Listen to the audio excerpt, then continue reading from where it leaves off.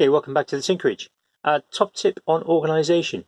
If you want your workshop to be really organised, then my best tip that I can actually give you is to never let your workshop get to look like this.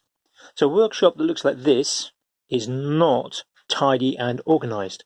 And so if you want your workshop to be tidy and organised, don't let your workshop get to look like this.